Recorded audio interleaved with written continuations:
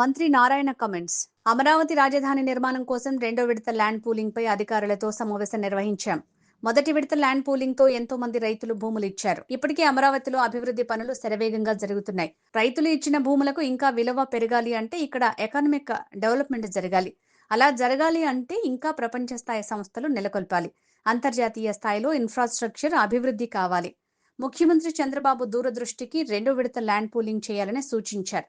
Land pooling కు సంబంధించి అధికారుల నియామకం, కార్యక్రమాల ఏర్పాటుపై చర్చించాం. అనేక వర్క్స్ అటు ట్రంక్ రోడ్స్ కావచ్చు, లేఅవుట్స్ రోడ్స్ కావచ్చు, అదేవిధంగా ఐకానిక్ భవనాలు కావచ్చు, అదేవిధంగా అధికారులకు ఒక 4,000 హౌసెస్ ఇన్ని ఎంతో వేగవంతంగా జరుగుతున్నాయి. అంతేకాకుండా అనేక ఆర్గనైజేషన్స్, బ్యాంక్స్ కావచ్చు, యూనివర్సిటీస్, హోటల్స్, స్కూల్స్ వాళ్ళందరూ కూడా సైట్స్ ఇచ్చాం. వాళ్ళలో కొందరు కన్స్ట్రక్షన్స్ కంప్లీట్ చేశారు, కొందరు ఇప్పుడు మొదలు పెట్టారు, కొందరు త్వరగా మొదలు పెట్టబోతున్నారు. అయితే ఈ నేపథ్యంలో ఏదైతే ఇక్కడ రైతులు భూమి ఇచ్చారో వాళ్ళ యొక్క భూమికి విలువ ఇంకా పెరగాలన్నా, భూమి విలువ ఉండాలన్నా ఇక్కడ ఎకనామిక్ యాక్టివిటీ స్టార్ట్ కావాలి.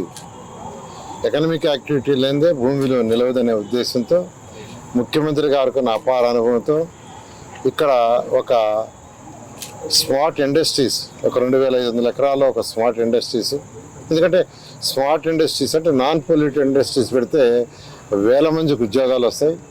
వేల మందికి ఉద్యోగాలు ఇచ్చినప్పుడు ఇక్కడ నివసించడానికి వస్తారు. నివసించడానికి వచ్చినప్పుడు వాళ్ళకి ఇళ్ళు కావాలి, హాస్పిటల్స్ కావాలి, స్కూల్స్ కావాలి. ఆటోమేటిక్గా ఇక్కడ భూముల యొక్క విలువ పెరుగుతుంది. అదేవిధంగా ఒక ఇంటర్నేషనల్ స్పోర్ట్స్ సిటీ ఇక్కడ డెవలప్ చేయండి, ఒక 2,500 ఎకరాల్లో. అది డెవలప్ చేస్తే దానివల్ల ఎకనామిక్ గ్రోత్, ఎకనామిక్ యాక్టివిటీ వస్తుంది. అదేవిధంగా ఒక ఎయిర్పోర్ట్, ఒకటి ఇంటర్నేషనల్ ఎయిర్పోర్ట్ కావాలి. ఉన్న ఎయిర్పోర్ట్ చాలదు. హైదరాబాద్లో పాత ఎయిర్పోర్ట్ ఉంటే ఇప్పుడు రోజుకి ఇప్పుడు దిగే ఫ్లైట్లలో 10% కూడా దిగలేవు. హైదరాబాద్లో శంషాబాద్ ఎయిర్పోర్ట్ ఆ రోజు గౌరవనీయ ముఖ్యమంత్రి గారు దూరదృష్టితో చేయబట్టి ఈరోజు అదే ఎక్సెస్ అయిపోయింది. అందువల్ల ఆ దృష్టి పెట్టుకొని ఈ యొక్క ఏదైతే ల్యాండ్ పూలింగ్ రైతులు ఇచ్చారో వాళ్ళ భూముల విలువ పెరగాలంటే ఖచ్చితంగా చేయాలని చెప్పటం.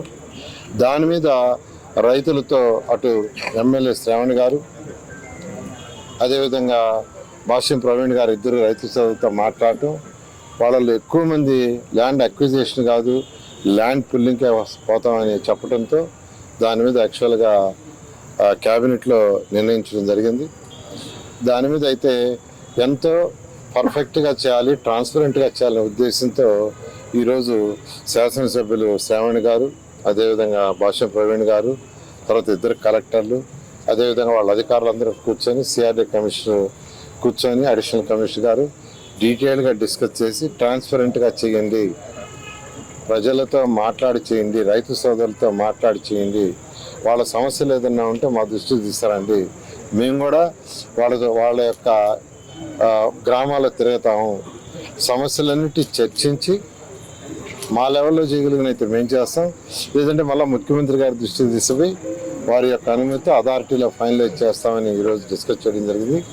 అదేవిధంగా మంచి ఆఫీసర్లని, అనుభవం ఉన్న ఆఫీసర్లు, మంచి ఆఫీసర్లు అంటే అనుభవం ఉన్న ఆఫీసర్లను అపాయింట్ చేయమని వారికి ఒక దిశానిర్దేశం జరిగింది.